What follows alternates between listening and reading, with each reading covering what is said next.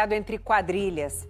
A reportagem especial de hoje investiga o caminho das armas a partir de um mapeamento feito pela Polícia Federal. Você vai ver que um único fuzil viajou mais de 1.000 quilômetros e durante quase 1 ano e meio foi usado em diferentes assaltos pelo país. São memórias muito duras, né, de você ter. Você pensa que você realmente está num pesadelo. Você não sente nada, no momento o coração acelera, né? Uma noite de terror, é tiro assim que chega a doer teu ouvido. Você escuta o tiro, né, saindo da arma, mas também na parede, você no vidro, no poste. O que você sentia nesse momento? Um arrepio, né? Os relatos de Carla e Gustavo descrevem o desespero diante da ameaça provocada por uma arma de guerra. Mas, apesar de parecer uma memória compartilhada, eles viveram diferentes episódios de violência, separados por mais de 7 meses e 600 quilômetros de distância. E unidos por um elemento. Um fuzil usado pelos bandidos estava nas duas ações. Mega assaltos que aterrorizaram as cidades de Araçatuba, em São Paulo, e Guarapuava, no Paraná. Eles veio muito bem esquematizados. Tinha muita munição. Nesta reportagem, você vai entender como um banco de dados nacional, coordenado pela Polícia Federal, permitiu a reconstituição da rota feita por este fuzil. A arma rodou mais de 1.300 quilômetros e foi usada em pelo menos mais um crime até finalmente ser apreendida. E esse é apenas um dos muitos casos de armas viajando centenas de quilômetros por todo o território brasileiro que foram descobertos pelo SINAB, o Sistema Nacional de Análise Balística.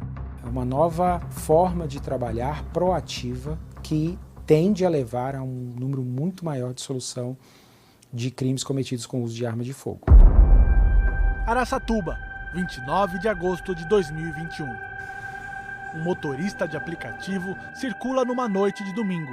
Numa rua escura, começa o terror. Achei que era uma blitz. Ele se aproximou, apontou o fuzil e mandou descer. Dezenas de bandidos executam uma ação coordenada para dominar a cidade. Armamento pesado tem muito. Mandava ligar, mandava falar a cidade, que a gente estava sendo refém de um assalto a banco. Eles davam a rajada, sempre rajada com fuzil. Enquanto Gustavo e outros moradores são feitos reféns, o batalhão da Polícia Militar é fuzilado. Os alvos dos criminosos são 2 agências bancárias. Esse é o momento em que, ao lado de Gustavo, um bandido é atingido pela polícia. Do nada, teve um disparo, acertou o pescoço dele, ele caiu no chão.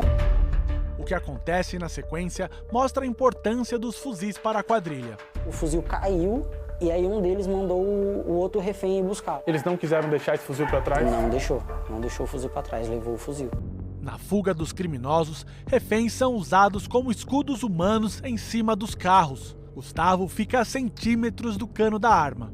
No para-brisa tinha uma perfuração para passar a ponta do fuzil. O disparo saindo de dentro do carro, né, das armas deles, e a polícia de fora atirando também. O mega assalto deixa um prejuízo financeiro de 17 milhões. 4 mortos, 2 moradores e 2 criminosos, e 5 feridos. Um deles, o Lucas. Eu tomei 2 tiros. Um pegou no meu ombro e ficou alojado, e outra foi no queixo. Ela entrou no queixo, aqui do lado, e saiu aqui embaixo. Perdi 7 dentes. E a polícia descobriu que tiro foi esse? Da boca eles não sabem, porque a bala entrou e saiu.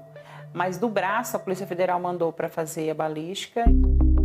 Assim como o projétil que atingiu Lucas, centenas de vestígios ficam pela cidade. É a partir deles que começa o trabalho da perícia. Entre os vestígios há um especial. Que vestígio é esse? É o projétil disparado por armas de fogo, como esse aqui.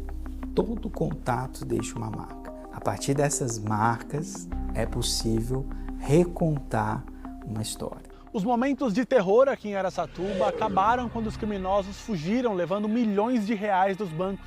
Mas a polícia descobriu que esse armamento pesado continuou nas mãos dos bandidos e foi utilizado em outras ações violentas no país. Guarapuava, 17 de abril de 2022. Outra noite de domingo, em plena Páscoa, Carla é surpreendida enquanto aguarda o marido voltar do plantão. Dentro de casa já era barulho alto, muito alto. Eu falei assim, não, é uma festa aniversário, eu acho. Isso são foguetes. Mas o que ela escuta é o início da tentativa de outro mega assalto. O alvo, uma empresa de transporte de valores. Parece que você entra num outro mundo. Dentro de casa já estava o terror. E seu marido estava onde nesse momento? Ele estava no batalhão. Eles estavam trabalhando à noite e daí sempre eles vinham jantar no batalhão. No batalhão, que fica em frente à casa, o cabo Ricieri Chagas, marido da Carla, também escuta o barulho.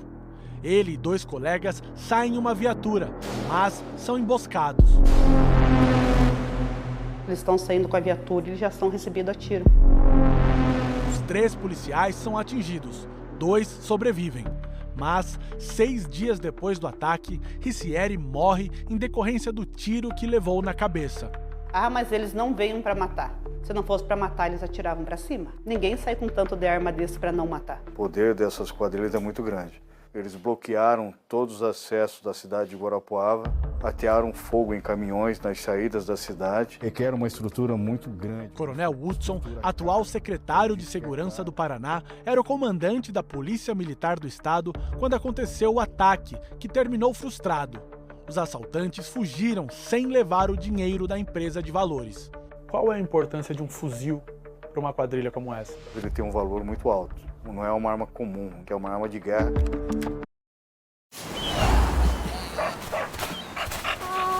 Com o Claro Multi você se conecta mais.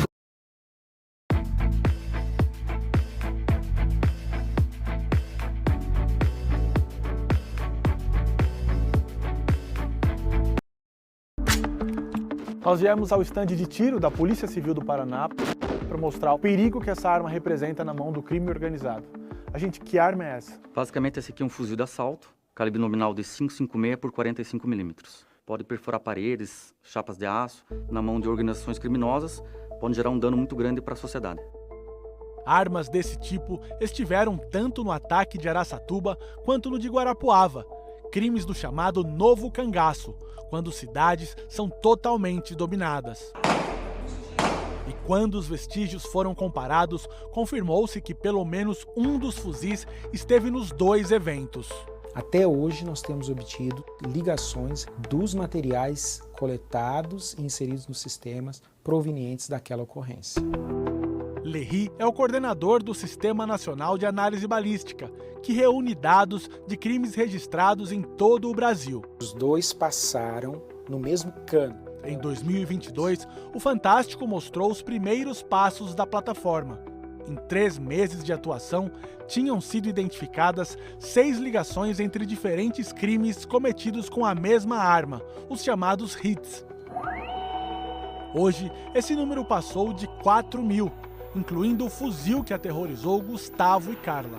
Após o crime de Araçatuba, não obtivemos nenhum hit. Era o início do banco, mas ficou lá registrado. Alguns meses depois, em Guarapuava, a gente começou a ver 2 grandes assaltos cometidos com as mesmas armas. O sistema permite o cruzamento de informações que foram inseridas em diferentes investigações dentro do país. Por meio desse cruzamento, eu vou conseguir, muitas das vezes, solucionar um determinado crime que eu não poderia solucionar se eu não tivesse esse Banco Nacional de Perfis Balísticos. De volta ao interior de São Paulo, o fuzil finalmente chegou ao fim de sua viagem. Campinas, 20 de janeiro de 2023. Bandidos mascarados entram em um bar e matam 2 pessoas. Menos de uma semana depois, a arma é apreendida e vem a confirmação. Quando se cadastrou isso no banco, observou-se que este era o fuzil que havia estado em Araçatuba e que havia estado em Guarapuava. Eu tenho agora o histórico da movimentação dessa arma, mais de 1.300 quilômetros percorridos por ela.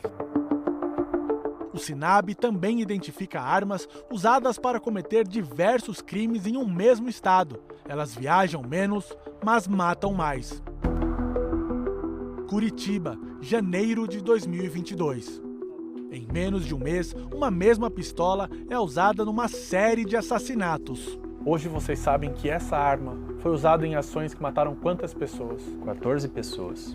São 9 ataques no total, todos no entorno de Curitiba. A polícia acredita que façam parte de uma guerra entre facções. Eles determinam que algumas mortes vão ocorrer e eles têm um arsenal ali de algumas armas e eles repassam essas armas para os executores. Depois esses executores devolvem as armas. Nas primeiras 24 horas, a pistola percorre 10 quilômetros e é usada para matar 4 pessoas. 5 dias depois, mais um ataque, que deixou 3 mortos. Nas 2 semanas seguintes, são 155 quilômetros de deslocamento e mais 7 homicídios. Tivemos ocasiões até que crianças foram assassinadas por estarem em companhia dos alvos que essa facção pretendia atingir. A princípio, cada ataque foi investigado isoladamente. Apenas meses depois, com os vestígios adicionados ao SINAB, a polícia concluiu que todos tinham sido cometidos pela mesma arma. Foi possível a gente demonstrar de forma técnica que todos esses homicídios estavam interligados e eram praticados por uma mesma facção. Existe a possibilidade de que essa arma na sua mão tenha matado ainda mais gente? Com certeza. A gente ainda está fazendo a inserção de novos projéteis, que ainda não foram processados. Para funcionar com a máxima eficiência, o SINAB depende da perícia das polícias estaduais. Quais são os gargalos do sistema hoje? Você conseguir, no local de crime, coletar ou nos institutos de medicina, recuperar esse elemento, na balística, fazer uma limpeza, fazer uma triagem e só então ele vai estar pronto para inserção. Falta pessoal em quantidade suficiente para analisar esse tipo de material. Depois de viajar mais de 1.300 quilômetros na mão dos bandidos, o fuzil 556 está aqui, olha, aguardando para ser destruído pelo Exército Brasileiro. Aqui dá para ver, olha, muitas marcas de uso nas diversas ações criminosas em que o fuzil foi utilizado. O DNA da arma vai continuar armazenado digitalmente no SINAB. E assim, mesmo após a destruição, a polícia vai poder descobrir se esse fuzil foi utilizado em ainda mais ações criminosas. O que essas conclusões do sistema representam para as vítimas e para os familiares de vítimas? Para familiares que perderam seu ente querido por um conflito armado, é mais do que um sistema tecnológico. É uma esperança que esse crime não permanecerá no esquecimento. Você acha que vai esquecer isso tudo um dia, Gustavo? Esquecer você não esquece, é uma memória que não sai da cabeça. 3 anos depois, como fica essa dor? Tudo vivo na memória como se fosse ontem. As pessoas costumam dizer, passa. Não passa. O nosso bem maior eles levaram.